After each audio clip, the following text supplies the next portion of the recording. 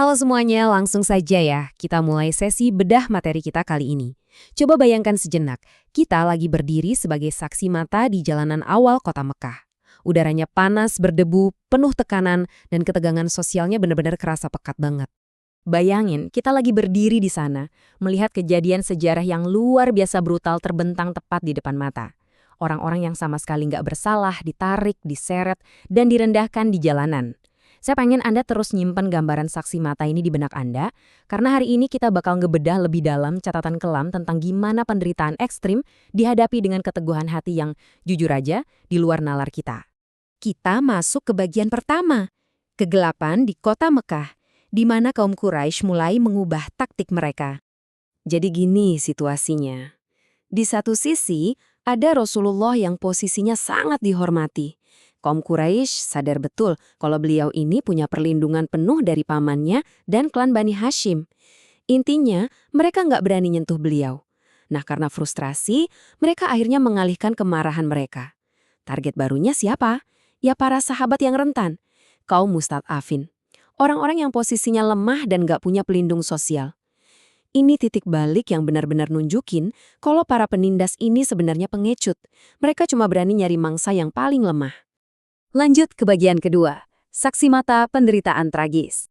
Ada satu fakta sejarah yang benar-benar bikin merinding dari materi kita ini. Tercatat bahwa setiap kabilah mulai menyiksa anggota keluarganya yang masuk Islam. Coba bayangin horornya kalau kita melihat ini langsung. Ini bukan tentara asing yang lagi nyerang musuh loh.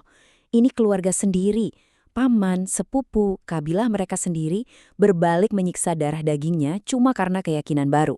Pengkhianatan sosial kayak gini pasti rasanya luar biasa menyayat hati. Dan kalau kita ngomongin metodenya, astaga, ini benar-benar udah di luar batas kemanusiaan. Mereka nggak cuma mengucilkan, tapi mereka benar-benar mau menghancurkan raga para sahabat. Mulai dari dikurung di tempat yang sempit, dipukuli bertubi-tubi tanpa henti, sampai dibiarkan kelaparan dan kehausan di bawah terik matahari gurun yang mematikan. Tujuannya cuma satu, mematahkan tulang dan jiwa orang-orang ini secara perlahan. Nah, poin krusialnya ada di sini. Siksaan yang mereka terima itu saking beratnya sampai melumpuhkan fisik secara total. Penderitaan yang dialami begitu dahsyat sampai tubuh mereka benar-benar hancur. Bayangin, mereka bahkan gak punya tenaga atau struktur otot lagi sekedar untuk bisa duduk tegak. Sebagai saksi mata, ngelihat manusia disiksa sampai sebegitunya, itu pasti sebuah kepedihan yang bakal terus membekas di hati kita. Tragedi ini nyampe ke puncaknya di detail yang memilukan ini.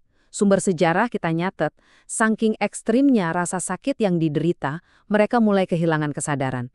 Mereka mengigau, pikiran mereka kewalahan oleh trauma fisik yang gak tertahankan, sampai-sampai mereka udah gak sadar lagi kata-kata apa yang keluar dari mulut mereka. Sebegitu jauhnya kaum Quraisy mencoba menghancurkan batas ketahanan seorang manusia. Sekarang, kita beralih ke bagian ketiga. Cahaya iman di tengah siksaan. Di tengah semua kegelapan itu, sejarah mengukir nama-nama monumental ini dengan darah dan kesabaran luar biasa. Ada individu-individu hebat seperti Bilal bin Rabah dan Khobab bin Al-Arad. Dan di sisi lain, kita melihat keteguhan luar biasa dari satu keluarga utuh, keluarga Ammar bin Yasir, bersama saudaranya, ayahnya, dan ibunya yang sangat menginspirasi, Sumayyah. Coba kita kasih perhatian khusus sejenak ke keluarga Ammar bin Yasir. Ini bukan cuma satu orang yang lagi diuji ya. Ini seluruh anggota keluarga. Bayangin kita ngelihat langsung seorang ayah, ibu, dan anak-anaknya disiksa bareng-bareng. Mereka ini adalah puncak dari sebuah pengorbanan. Mereka berdiri sebagai satu kesatuan pilar tauhid yang nolak buat runtuh. Rela mengorbankan segalanya demi kebenaran yang mereka yakini. Masuk ke bagian keempat. Mengalahkan rasa sakit ekstrim. Teman-teman, ada kontras yang sama tajam di sini. Di satu kubu kita punya kegelapan dan kekejaman kaum Quraisy yang fokusnya cuma ngancurin fisik. Mereka pikir raga itu segalanya. Tapi di kubu sebaliknya, kita melihat cahaya iman para sahabat. Kekuatan spiritual mereka itu benar-benar nggak bisa ditembus oleh cambuk atau belenggu jenis apapun. Fisiknya bisa hancur tapi jiwanya nggak bisa disentuh. Jadi, inilah esensinya. Iman yang kuat itu benar-benar mampu mengalahkan rasa sakit fisik se-ekstrim apapun. Ketika tubuh udah babak belur, ketika mereka nggak sanggup duduk lagi dan pikiran mulai mengigau karena sakitnya, yang tersisa dan bikin mereka bertahan cuma satu, keyakinan. Ini adalah demonstrasi paling nyata, paling luar biasa dari daya tahan manusia ketika jiwanya berlabuh pada sesuatu yang jauh lebih besar dari sekedar urusan duniawi. Terakhir, kita masuk ke bagian kelima, refleksi ketabahan masa kini.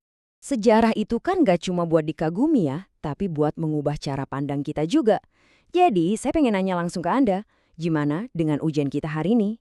Memang sebagian besar dari kita nggak lagi ngalamin siksaan fisik di jalanan berdebu kayak Bilal atau keluarga Amar. Tapi pastinya kita semua punya masalah. Pernah ngalamin kehilangan, ngerasain sakit, dan ngelewatin ujian keimanan dalam versi modern kita masing-masing.